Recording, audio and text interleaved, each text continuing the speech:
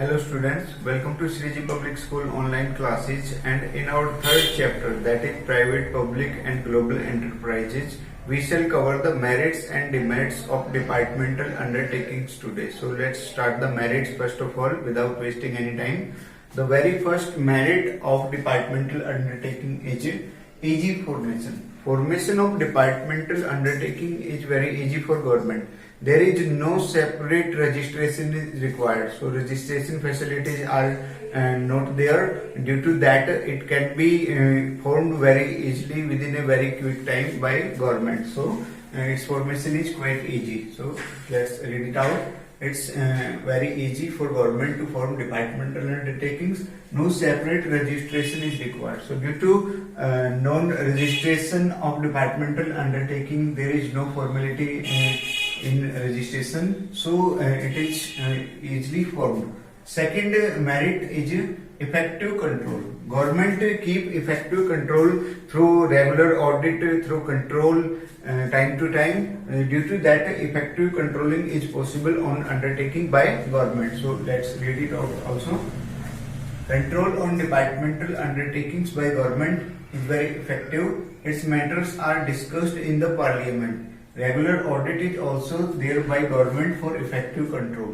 तो यही है इसमें कि जो गवर्नमेंट है वो टाइम टू टाइम ऑडिट कराती रहती है, चेकिंग कराती रहती है अकाउंट्स की.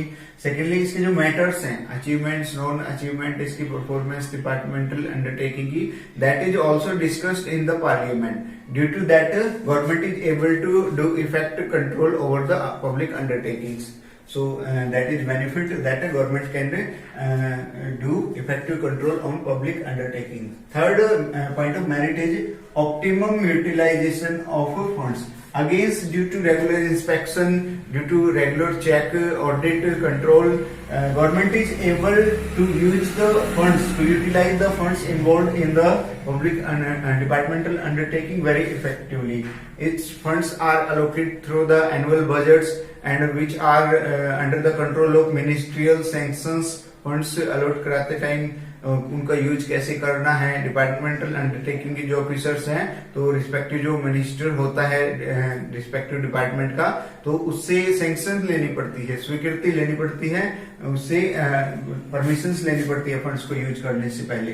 तो प्रॉपर यूटिलाइजेशन फंड्स का होता है. चेकिंग होने के कारण, ऑडिट होने के कारण मिसयूज फंड्स का नहीं हो पाता. तो यही है इसमें फंड्स का प्रॉपर यूज होता है. पढ़ते इसको थोड़ा और. There is maximum utilization of funds in departmental undertakings. Funds are allocated in annual budgets and regular inspection and audit is also there. All this ensures proper utilization of funds. तो audit वगैरह होती है, checking होती है accounts की, दूसरा funds budget के through मिलते हैं और मिनिस्ट्रियल सैंक्शंस जरूरी होती है उनको यूज करने के लिए.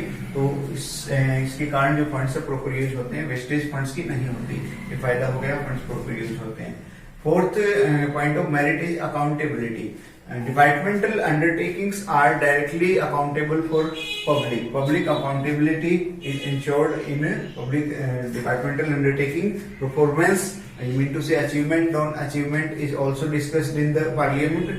All this ensures the public accountability. Public के लिए काम करते हैं वो, तो पब्लिक अकाउंटेबिलिटी इसमें इंश्योर्ड है. परफॉर्मेंस पार्लियामेंट में डिस्कस होती है, डिपार्टमेंटल अंडरटेकिंग्स की मैटर्स जो हैं डिस्कस होते हैं, तो उस कारण वो पब्लिक अकाउंटेबिलिटी को सीरियसली फुलफिल करते हैं. यही बात है इसमें. पढ़ते देखिए. There is public accountability for departmental undertakings. Its performance is discussed in the parliament. So there is direct parliamentary control. तो पार्लियामेंट में डिस्कस होते हैं अचीवमेंट, नॉन अचीवमेंट, कोई फेलर वगैरह है, तो इस कारण पार्लियामेंट का डायरेक्ट कंट्रोल रहता है. इसलिए जो पब्लिक अकाउंटेबिलिटी वो पूरा करते हैं डिपार्टमेंटल अंडरटेकिंग. मीन टू से सेंस ऑफ पब्लिक अकाउंटेबिलिटी बना रहता है. तो ये हो गया, अकाउंटेबिलिटी फॉलो करते हैं वो. Fifth point of merit is public revenue. Revenue is not distributed with anyone else. Revenue goes back to the government treasury. तो यही जो प्रॉफिट कमाते हैं, अर्निंग कमाते हैं डिपार्टमेंटल अंडरटेकिंग्स, वो कहीं पे बढ़ता नहीं है, वो डायरेक्ट गवर्नमेंट ट्रेजरी में चला जाता है, जहां से पब्लिक इंटरेस्ट में वो रीयूज होता है, दोबारा यूज होता है. तो ये इसमें जो रेवेन्यू है वो पब्लिक इंटरेस्ट के लिए यूज होता है, गवर्नमेंट की ट्रेजरी में जमा हो जाता है. ये फायदा हो गया. Revenue of departmental undertakings is not distributed anywhere, कहीं पे नहीं बढ़ता, किसी में नहीं बढ़ता. It is deposited in the government treasury, so government revenue is increased, which is used for public interest. तो अगर सरकारी खजाना बढ़ता है गवर्नमेंट का, जो कि पब्लिक इंटरेस्ट के लिए बाद में यूज किया जाता है, तो ये बेनिफिट है इसका. लास्ट पॉइंट ऑफ मेरिट और benefit is secrecy.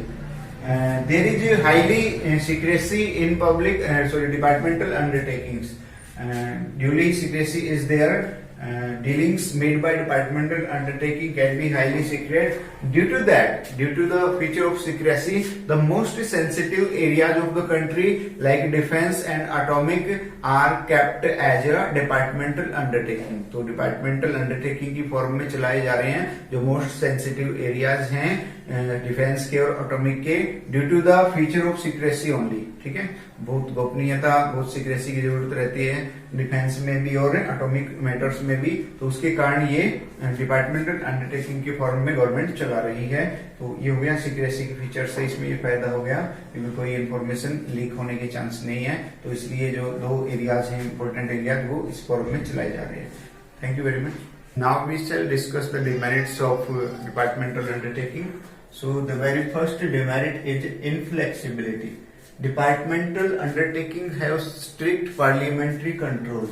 A lot of interference is also there from a lot of ministers and government officials. All this brings the lack of flexibility in the departmental undertaking.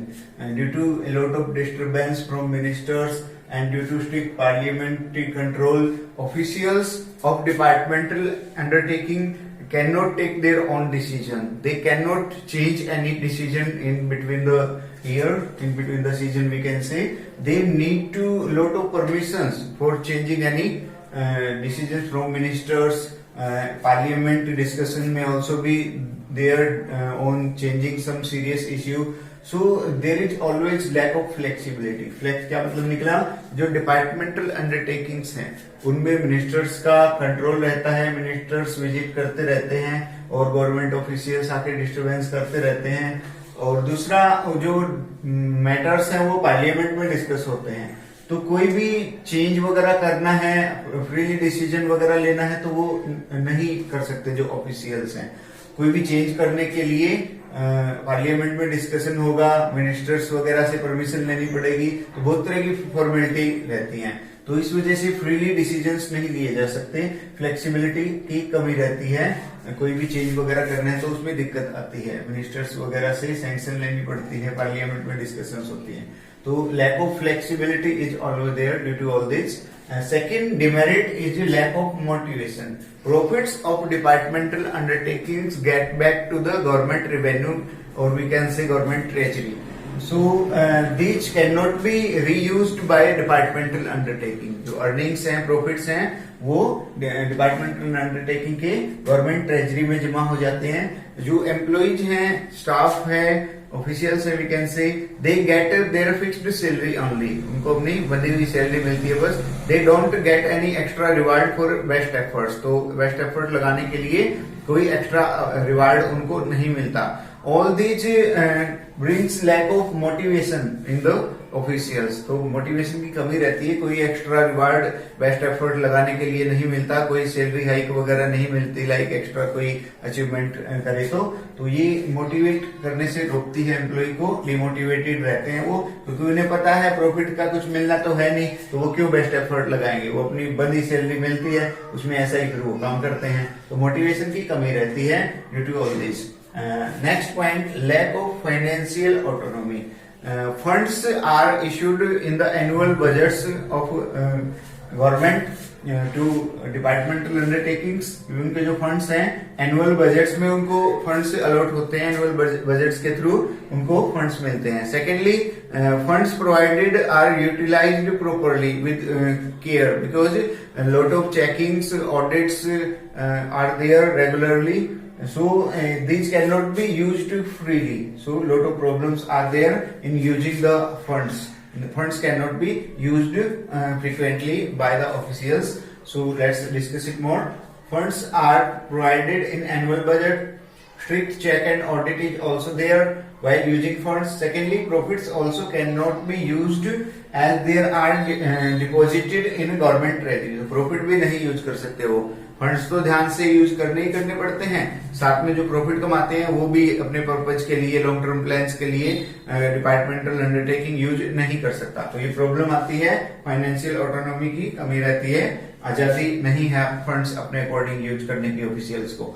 Next है जी inefficient management. Departmental undertakings are managed by civil servants, or we can say government employees.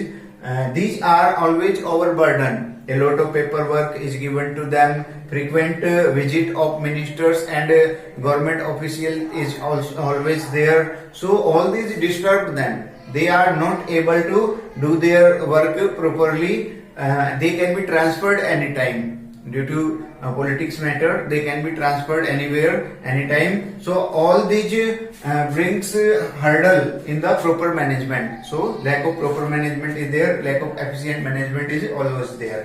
तो क्या मतलब निकला, ये जो departmental undertaking है वो गवर्नमेंट ऑफिशियल्स मैनेज करते हैं, वो हमेशा ओवरबर्डन रहते हैं, पेपर वर्क रहता है उनके पास, ट्रांसफर किए जा सकते हैं कभी भी कहीं भी, तो इन सब की वजह से एफिशिएंट मैनेजमेंट की कमी रहती है, प्रॉपरली मैनेज वो नहीं कर पाते। Fifth demerit of departmental undertaking is red tapism and bureaucracy. Red tapism and bureaucracy. What is meant by red tapeism and what is meant by bureaucracy? This meaning should be clear before knowing this demerit. Red tapeism means delay in decisions due to a lot of formalities. Sometimes in government offices a lot of formalities are there. A lengthy procedure of doing a work is there. Like आपने कोई काम कराना है तो बहुत सारे steps वो बना देते हैं, फॉर्मेलिटीज बना देते हैं फालतू की, तो उन फॉर्मेलिटीज में ही उलझे रहते हैं, काम हो ही नहीं पाता।